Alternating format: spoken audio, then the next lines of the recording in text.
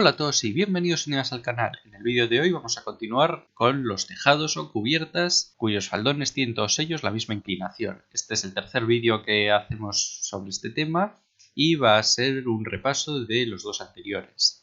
Así que si tenéis alguna duda os recomiendo que vayáis al primer vídeo que subí de estos, que os habré dejado en la esquina superior derecha de este.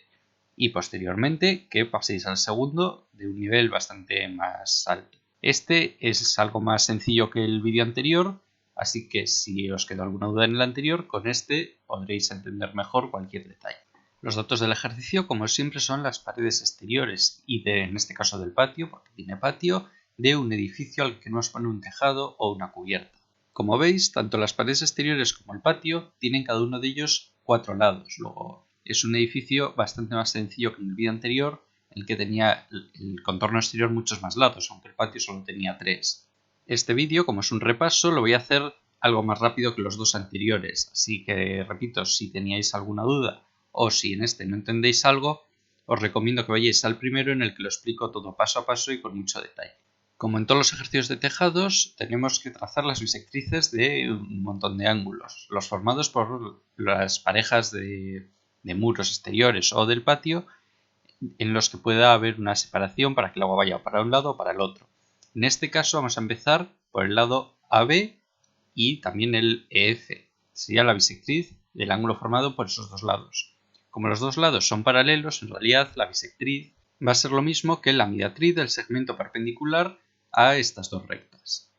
Para ello tenemos que trazar simplemente una perpendicular a cualquiera de las dos, que en realidad va a ser a los dos segmentos originales, a los muros, y calcular el punto medio, o en realidad la mediatriz directamente. Para ello os habré dejado también en la esquina superior derecha de este vídeo una tarjeta que os lleva al vídeo en el que expliqué cómo calcular una mediatriz, pero es muy sencillo.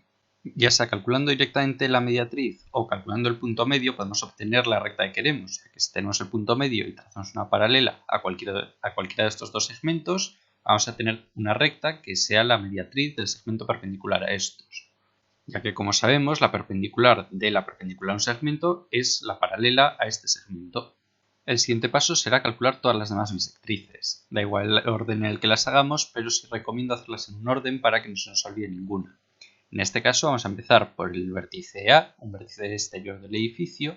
Por proximidad después vamos a calcular las bisectrices de cada uno de los ángulos formados por dos paredes contiguas del patio. Podríamos hacer primero del contorno exterior y luego del patio, no importaría el orden. En este caso vamos a hacer primero del vértice A, que ya hemos hecho, exterior, y después de los vértices del patio en el orden F, E, G y H.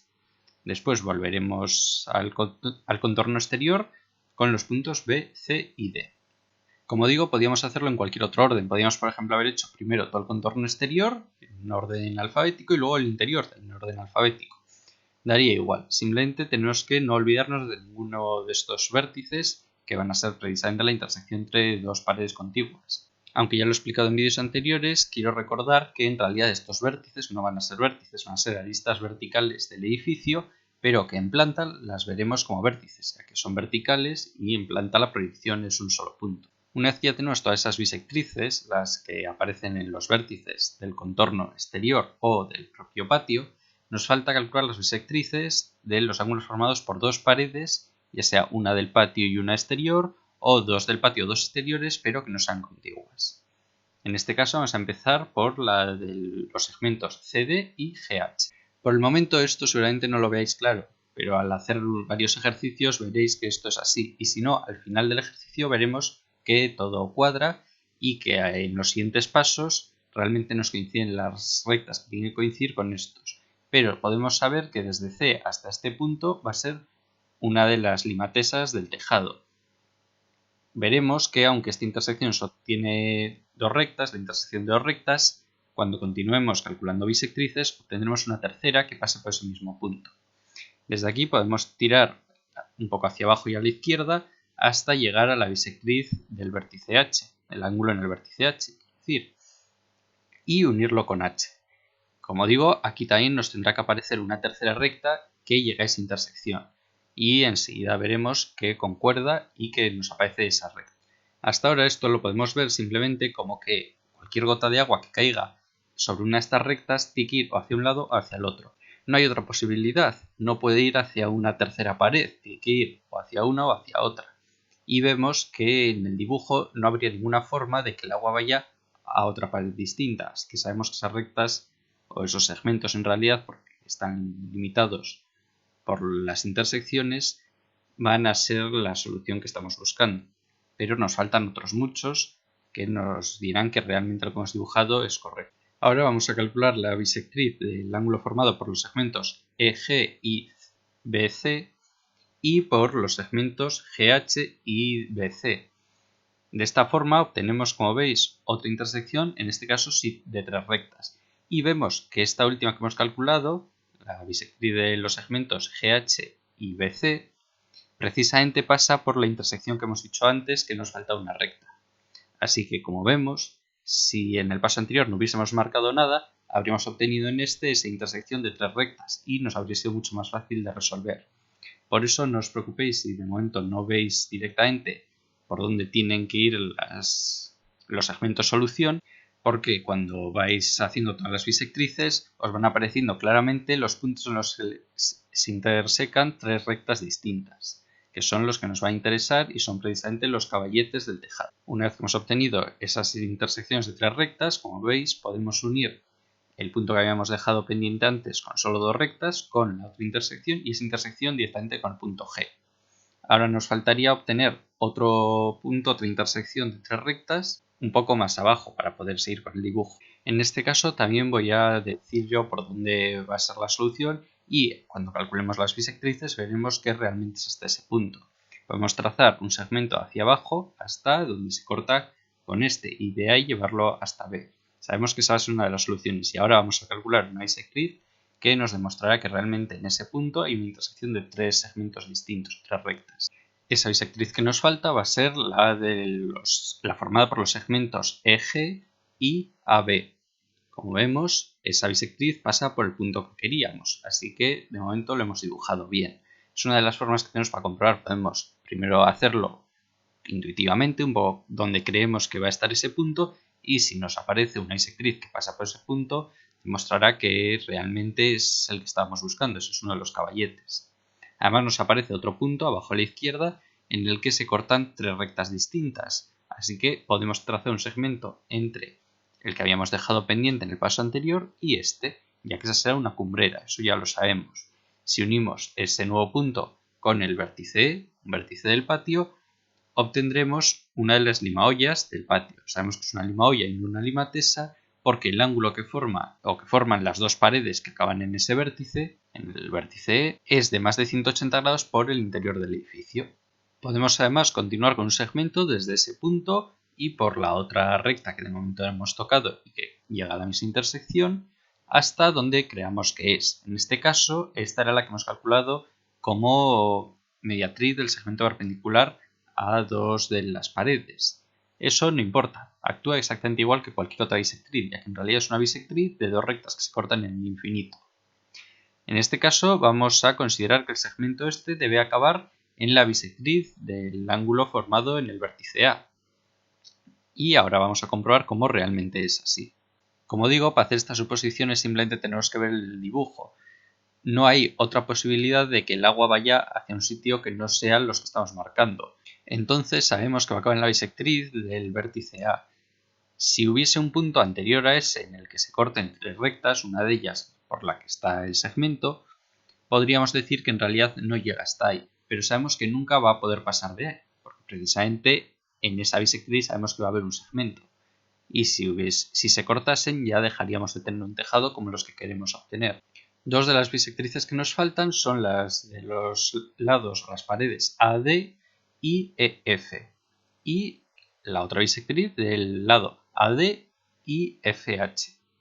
Si dibujamos las dos obtenemos que una de ellas pasa por el punto que habíamos dejado pendiente, luego realmente es uno de los caballetes y obtenemos otro punto en el que se cortan tres rectas. Entre esos dos puntos podemos trazar un segmento y desde esa última intersección hasta el punto F otro. Este último será una limaolla y el anterior una cumbrera. Podemos suponer nuevamente que el siguiente segmento va a llegar desde esa intersección hasta donde la recta que no hemos empleado hasta ahora corta con la bisectriz del vértice D. Para comprobarlo no queda nada más que trazar la bisectriz de los lados de las paredes FH y CD. Cuando la trazamos vemos no solo que pasa por ese punto, sino que además pasa por el otro que habíamos dejado pendiente desde el principio. Así que con esto ya acabamos el tejado. Queda totalmente cerrado y no queda ninguna intersección de las que hemos supuesto como soluciones en la que solo pasen dos rectas. En todas ellas hay tres. Como vemos, en todas las intersecciones hay tres segmentos que se han formado a partir de tres de las bisectrices que habíamos calculado desde el principio. Como siempre, como en todos los ejercicios de tejados, es muy importante que nos fijemos en que la solución que damos tenga en todos sus caballetes, esas intersecciones entre los segmentos que hemos dibujado, solo tres segmentos que se corten. No puede haber ni más de tres ni tampoco menos de tres. En algún caso muy concreto podría haber más de 3, pero si nos aparece esa situación tenemos que sospechar de que algo tenemos mal. Y si al final resulta que está bien, pues es posible. Pero tenemos que tener cuidado porque lo normal es que aparezcan únicamente 3 intersecciones. Para que veáis mejor la solución, ahora voy a ocultar todas las líneas auxiliares, las bisectrices que hemos empleado, pero esto en papel no lo tendríamos que hacer, simplemente tendríamos que marcar la solución de tal forma que quede claro cuál es la solución y cuáles son las líneas auxiliares. Una vez que hemos acabado con esto, lo primero que quiero destacar es que esa cumbrera que hemos obtenido a partir de una recta que era la mediatriz del segmento perpendicular a dos de los muros, porque estos muros eran paralelos, va a ser por un lado una línea paralela a los dos muros, eso es evidente, y además por ser de la misma inclinación todos los faldones, va a estar a la misma distancia de cada una de las paredes, cada uno de los muros. Como habéis visto, aunque en realidad esa recta que hemos obtenido sobre la que está el segmento es una bisectriz de dos segmentos, el ángulo que forman dos segmentos, como son paralelos, es la bisectriz de dos rectas que se cortan en el infinito. La forma de calcularlo también habéis visto que es algo diferente. Hay que calcular la mediatriz de un segmento perpendicular o simplemente trazar una paralela a cualquiera de los dos muros que equidiste de ambos muros. No solo la forma de dibujarlo es distinta, también el significado es ligeramente diferente, ya que sí, es una cumbrera, pero no es una cumbrera como cualquiera de las demás. Esta tiene la peculiaridad de que además va a ser horizontal. Es decir, todos los puntos que están sobre la cumbrera van a estar a la misma cota. Esto aquí no lo podemos ver tan claramente, pero si dibujásemos en 3 dimensiones o si hiciésemos una vista lateral, veríamos que esa recta va a ser totalmente horizontal.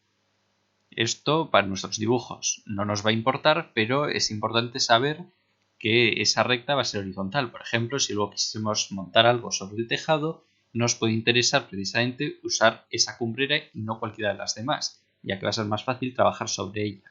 En este ejercicio veis también otra de las peculiaridades de los tejados, que normalmente, aunque no en todos los casos, pero por lo general es lo que va a ocurrir, cuando tenemos un edificio y un patio interior, es que si unimos todas las cumbreras formando ese polígono irregular, vamos a tener que ese polígono va a estar alrededor del patio y el edificio alrededor de este polígono. Como vemos, es como si hubiésemos rodeado el patio con las cumbreras y las cumbreras con el perímetro exterior del edificio. Como en el vídeo anterior, os recomiendo que si os ha quedado alguna duda al acabar este, o bien volváis a intentarlo por vuestra cuenta y pensando paso a paso lo que estoy haciendo, o si no, que vayáis al primero de los vídeos que subí, que es el que he dejado en la tarjeta en la esquina superior derecha de este, para ver paso a paso cómo hay que calcular cada una de las cumbreras, de las limatesas y de las limaollas. Y si aún os quedan dudas, que las dejéis en los comentarios y trataré de responderlas lo antes posible. En el siguiente vídeo vamos a ver cómo dibujar tejados o cubiertas, pero con una diferencia respecto a estos vídeos, a los 3 que ya hemos visto en el canal. En el siguiente vamos a tener que cada uno de los faldones va a tener una inclinación distinta. Como veréis, aunque la forma de proceder sea muy diferente, el objetivo final va a ser exactamente el mismo, obtener un tejado que cumpla las mismas condiciones que los que hemos dibujado hasta ahora.